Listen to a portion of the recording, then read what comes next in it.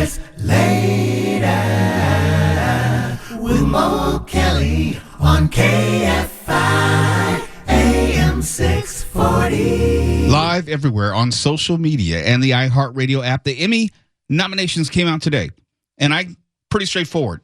I don't care who wins so long it's Paradise and The Penguin. That's it. That's all I care about. If it's not Paradise with Sterling K. Brown and James Marsden or The Penguin with Colin Farrell, I do not care. Wait, Andor can't get in there? Yeah, it's fine, but I'm not rooting for it. Yeah, I don't care. If Andor doesn't win an Emmy, I'm not going to lose any sleep. Paradise is so good. So good. So good. Let me give you an example. Outstanding drama series. Andor is in it. I liked it. The Diplomat, I liked it. The Last of Us, didn't really care for it. Paradise, that is my preferred choice. The Pit, Severance, don't care. Slow Horses, Mark loves it. The White Lotus, I think my wife likes it. Outstanding lead actor in a drama series, Sterling K. Brown, Paradise. That's the only person I care about winning. Hey, now. Outstanding lead actress in a drama series, Kerry Russell for The Diplomat. Yeah, I would like her to win that. She was good in that. I like that. And it's only about the shows that I like, not even the shows I haven't seen. Half the shows I haven't seen. Outstanding supporting actor in a drama series, I'm pulling for James Marsden, Paradise. They have 3 You got nominated? actors. Yeah. Oh, sweet. Yeah, these are all nominated. Okay. They have 3 actors nominated for Severance, so they're all going to probably cancel each other out. And they have 3 from The White Lotus. They have 3 from Severance, 3 from The White Lotus, and James Marsden for Paradise for Outstanding Supporting Actress. So James Marsden is probably in a good place. Outstanding Supporting Actress in a Drama Series, I'm pulling for Julianne Nicholson, Paradise. They have 4 from The White Lotus in this category, and 1 from Severance and 1 from The Pit. Outstanding Limited or Anthology Series, The Penguin. That's who I'm rooting for. Outstanding Lead Actress in a Limited or Anthology Series or Movie, Kristen Milioti, The Penguin. That's who I'm rooting for. Yeah, just give it to her. Yeah, you would think, but you never know.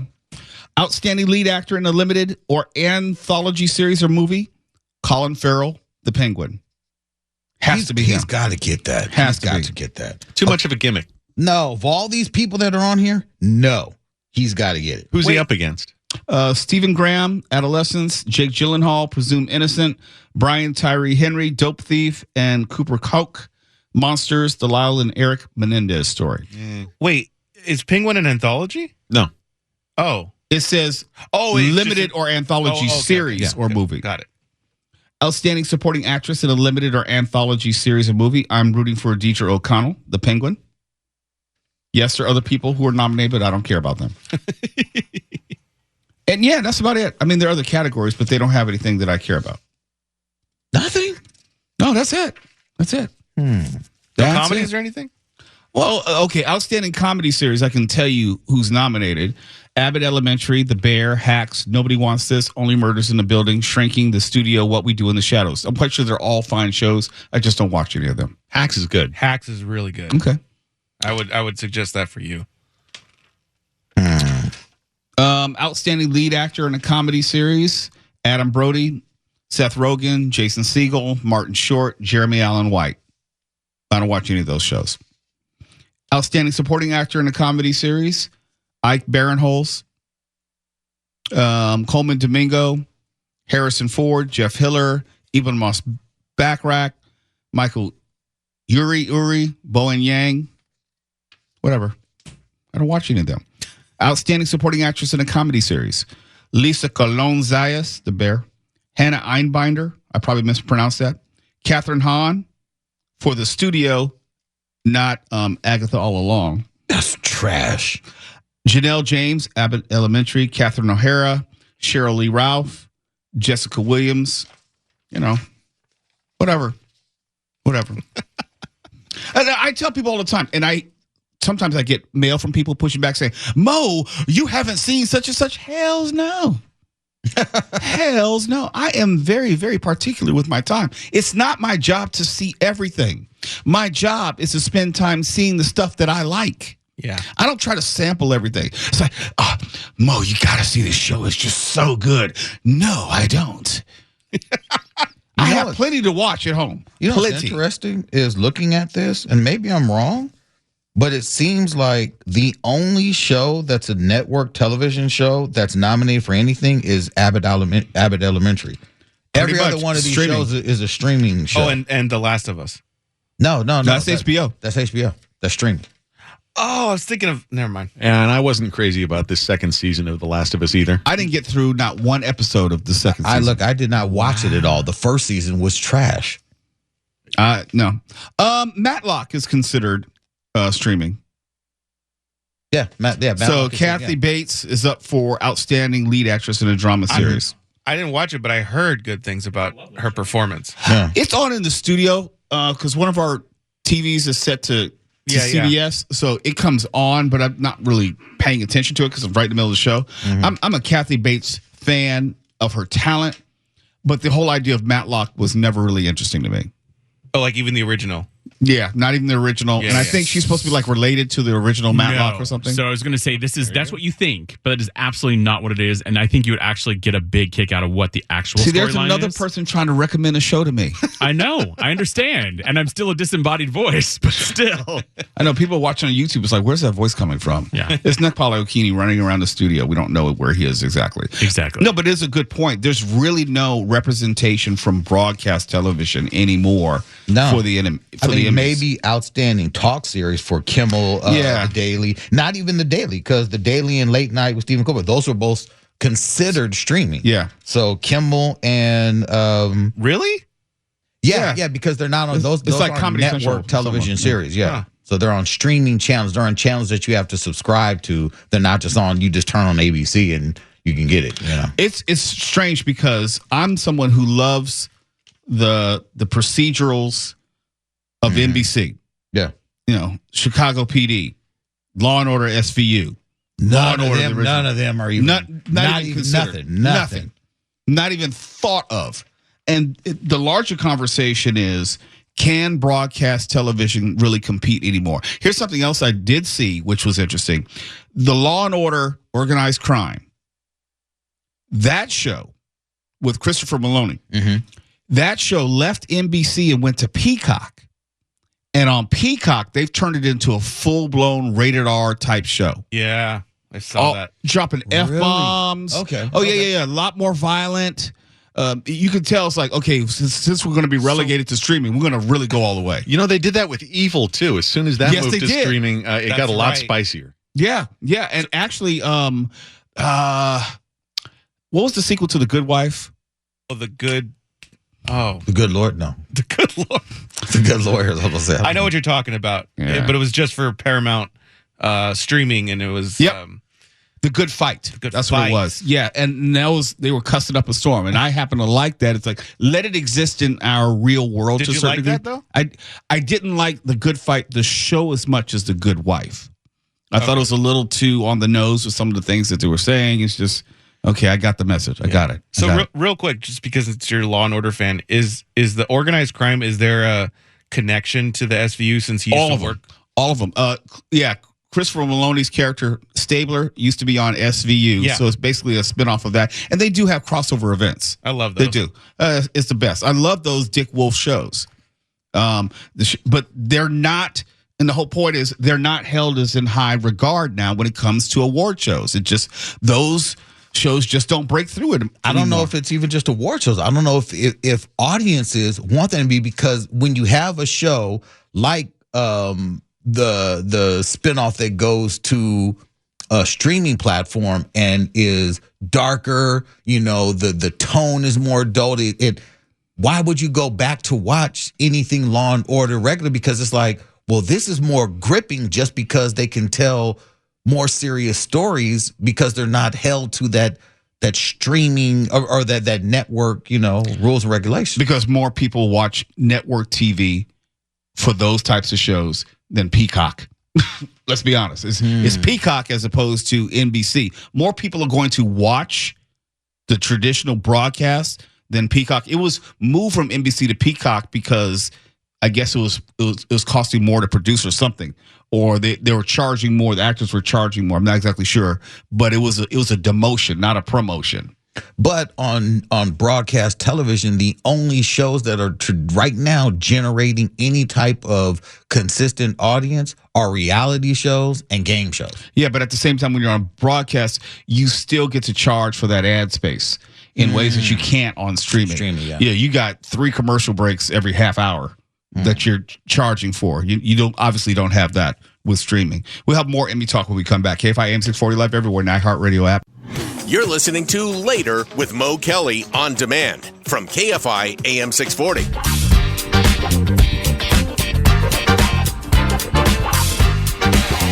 KFI AM 640 is Later with Mo Kelly, live everywhere on YouTube, Instagram, Facebook, iHeartRadio app.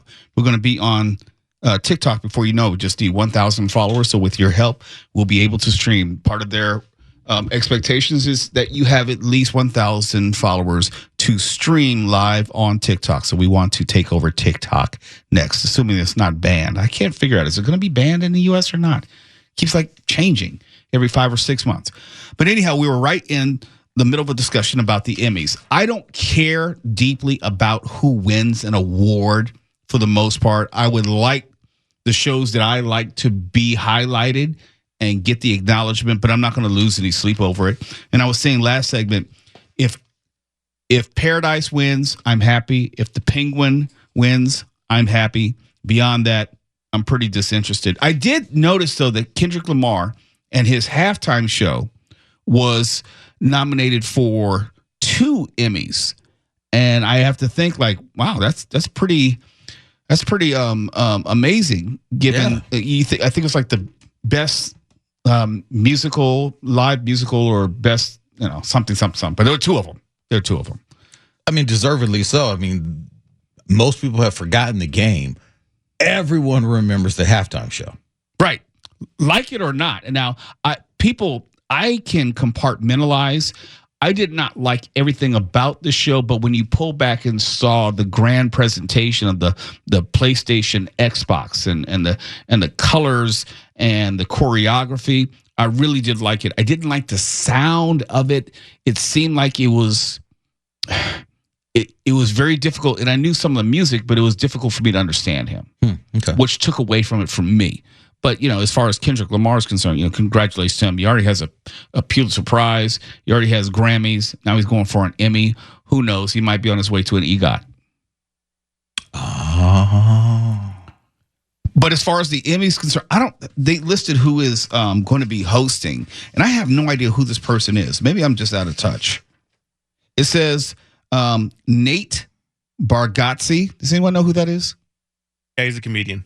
Yeah, I know that. Nate. Yeah, I know he is. Yeah. He's hosted SNL a few times. Okay. Pretty good. All right. Yeah. Is he Nate. funny? Clean. Yeah, All right. he's clean. Clean comic. Yeah. He's no Carlin, but he's okay. He has a couple okay. characters Well, who is? on SNL. Yeah. He's no Carlin. I mean, who is a Carlin? There hasn't been anyone since Carlin. That's why I was Carlin. like, why even say that? Yeah. Is that the bar, Mark? There was Bill Hicks. He's no Carlin. Close. But no Carlin. No. Close. I don't know about close. I think that's rarefied air. People get, like, for example, Dave Chappelle. He's probably the greatest of our generation, arguably. You think Chappelle's better than Chris Rock? What did I just say? I said arguably. Man, what are you guys all jumping on me tonight? Goodness, You're a little- listen to the you're a little- words that you're are a little coming out of my defensive. mouth. I said arguably. But if someone Emphasis say, on the argue. Yes. Yes. Okay. But if someone were to say that he's this generation's Richard Pryor, I said, slow down. Slow down. I think that people sometimes are so obsessed with making people the legends of all time when they haven't necessarily gotten to that point. When I say somebody is no Carlin, you don't really have to take that completely literally. It just means that they're kind of funny, but nothing profound. Yeah, but that's just about everyone. So Yeah, I that was gonna means, say, that's- yeah. Compared to that's it. It's unfair to compare any one to Carlin. Yeah. That's like one of those like. That goes without saying. There's nowhere to go from there. Yeah, list someone. Well, he's no Carlin. Yes, list anyone. He's no Carlin. Of comedians today, there's no one who can hold a candle to George Carlin, given the breadth and depth of his material and his observations on the world and politics. There's no one who's even trying to swim in that pool, honestly. I'm glad you understood my point. Thank you for moving on. Someone's offended. You sound like the Trump administration with Jeffrey Epstein. We're moving on. Exactly. We're not talking about this anymore. Yeah, that's what everybody notices first about me is how much I sound like the Trump administration. See, I know how that Can't tell the difference. When we come back, you might have noticed that the All-Star game, the baseball All-Star game is on, and they had some moments in it where they had an automated strike zone. And this may be the future of baseball. In fact, it is going to be the future of baseball. It's just a matter of when. We'll talk about that when we come back. You're listening to Later with Mo Kelly on demand from KFI AM 640.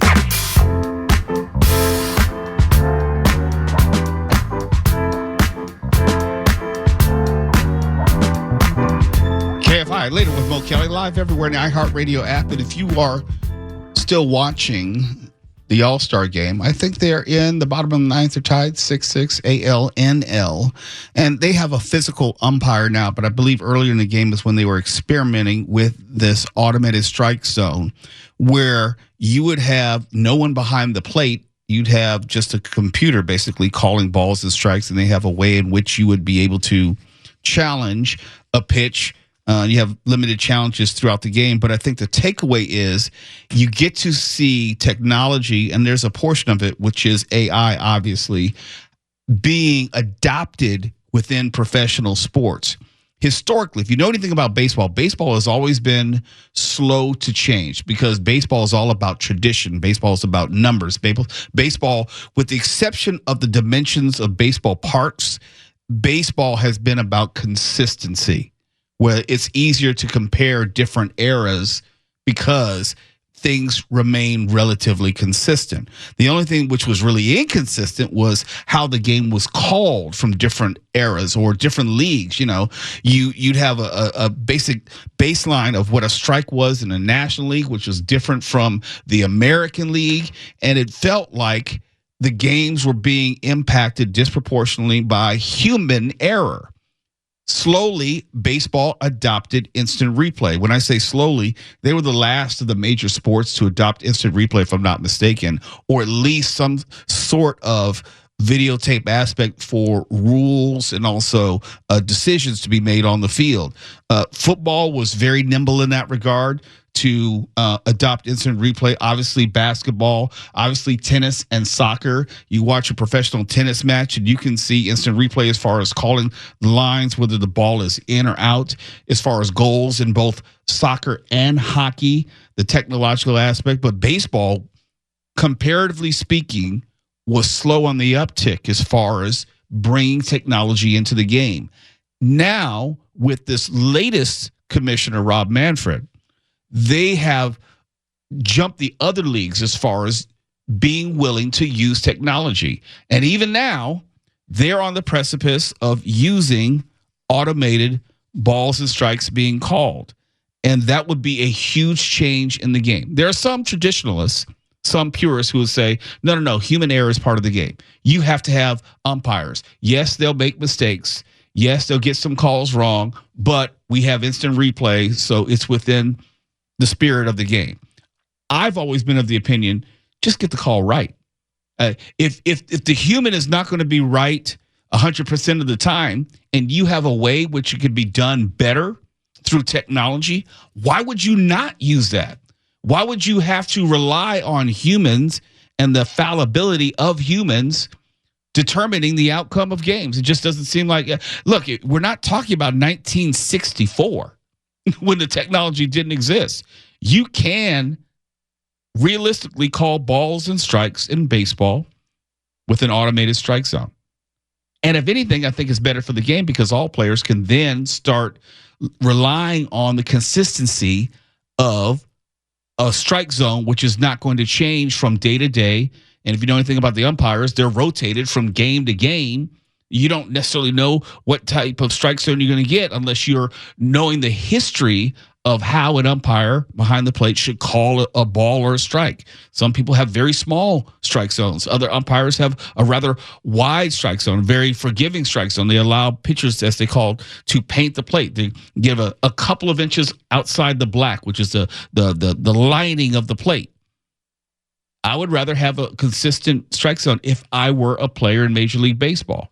Now, you can try to affix this to the larger conversation of how technology is going to end certain jobs, but this is not that. But you will probably not see umpires as we know them inside of 10 years. We're not going back. When they're experimenting with it on the biggest stage, such as the All-Star game, and if you didn't know, they had been using it to varying levels and degrees on minor league baseball. So it's been used.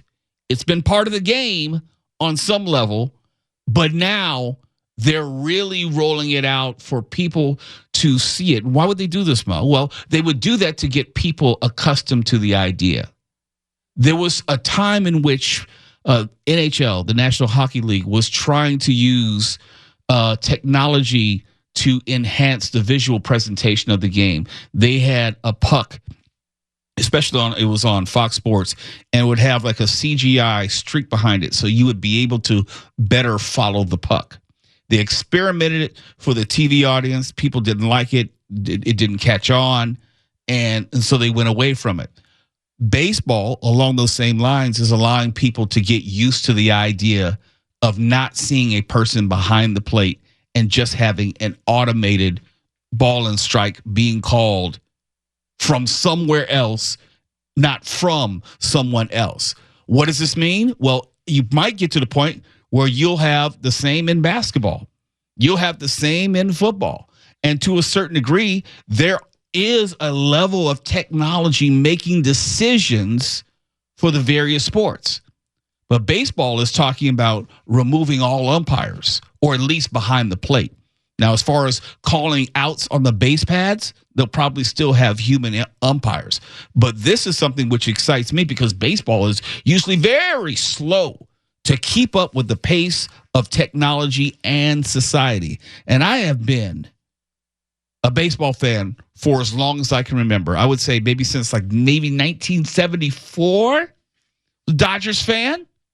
Live and died with the Dodgers. Not so happy about the whole thing with ice raids as of late, let's be honest, but I've been a Dodgers fan throughout all that time.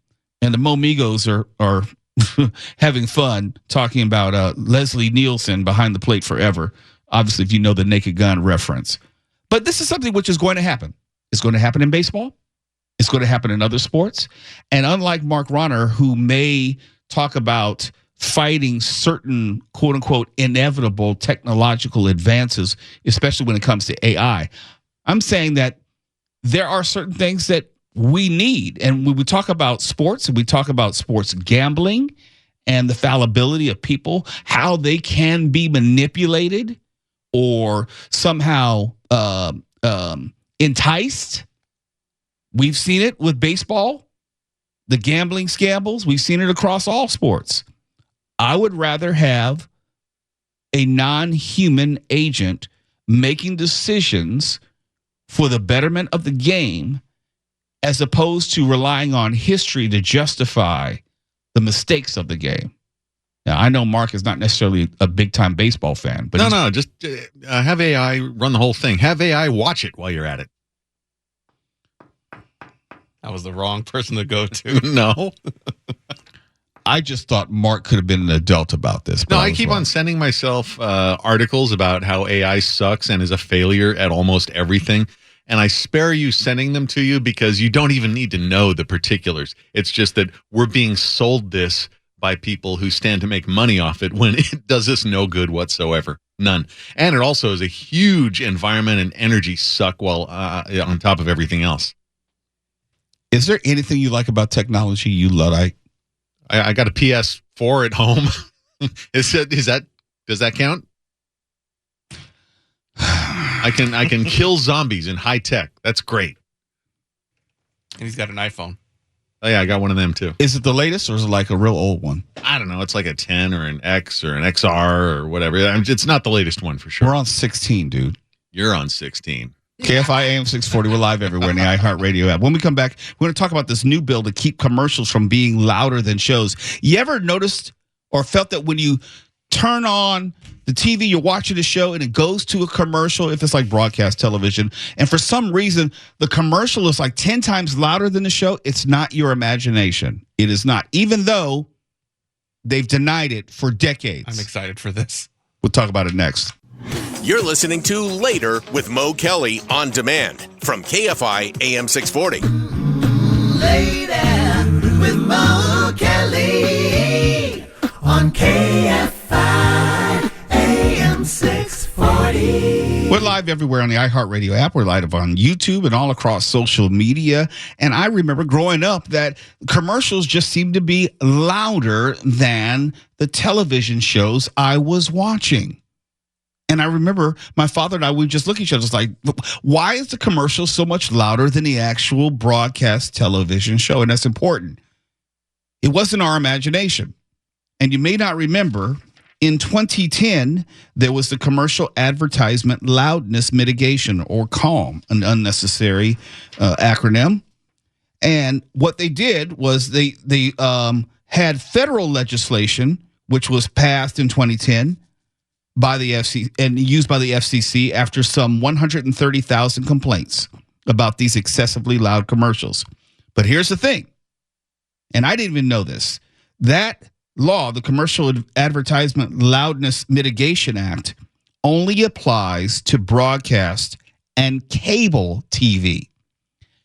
If you've been using one of your streaming platforms and notice the same problem, but only on streaming, it's because there is no legislation preventing advertisers from doing the same thing.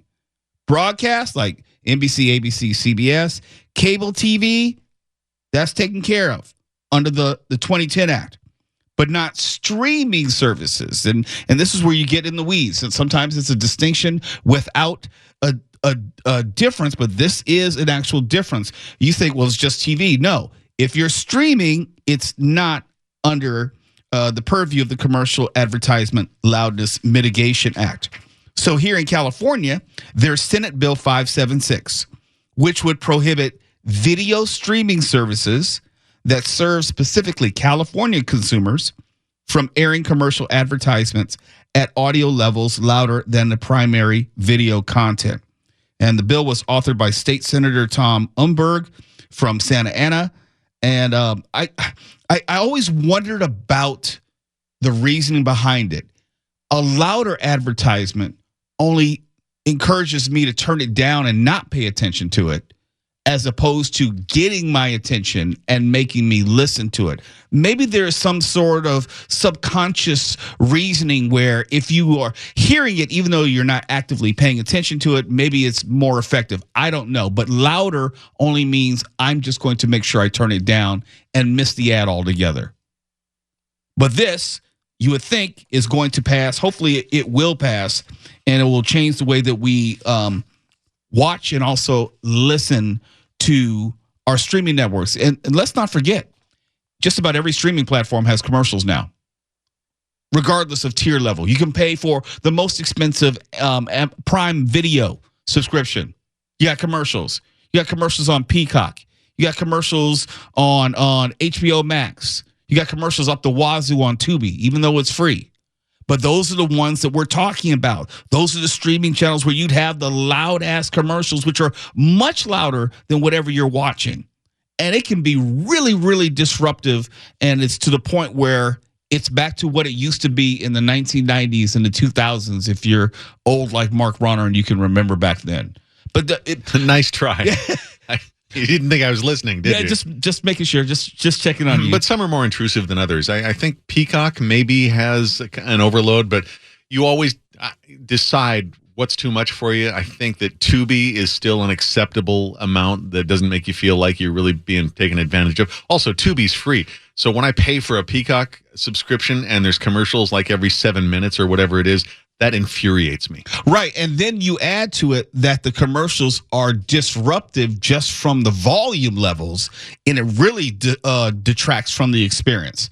And I will just, it used to be, do you remember TiVo? Oh, of course, yeah. In fact, That's where it started. I got a TiVo for a gift one year, and I bought one of their lifetime subscriptions, only to find out that they only apply to the specific box you have. Me And too. so if you upgrade, it doesn't count. Me too. And I used to love TiVo because TiVo was great for skipping past commercials. Yeah. It was fantastic at that. And my DVR now with Sling, it's real hit and miss. You put it on 4-wind, and you might be 10 minutes too far down, and you can't stop it exactly where you want to. And on Tubi, doesn't it tell you when the ad's coming up, Mark? It does, yeah. They're pretty considerate. If you've got to endure that, they make it about as pain-free as you would like. Tubi's not bad, yeah, because don't they have like a brief countdown, like advertisement coming in 5, Yeah. 4? Yeah. Yeah, I don't mind that. I just don't want it to blow my ears out when it does start. I've noticed that across media, including radio, my whole life, though. Haven't you? Yes, I'm not going to say which station, but there are a lot of radio stations where it's a function as well. I've noticed it, and there are advertisers on some radio stations, not this one. But it never, of course. There are some advertisers, you can tell they have turned up the gain in their ads. And I can watch former people that I work with at other stations and places, not Stefan, but I've seen people have to what they call ride the levels because the advertisements are so freaking loud. You as a listener can hear the difference, and we in the studio can hear the difference. And it's not our imagination. Maybe advertisers think that if they startle you right up to the point of having a stroke or heart attack, you're more likely to buy their product. There has to be some science that they're using to justify it because it doesn't make sense on its face.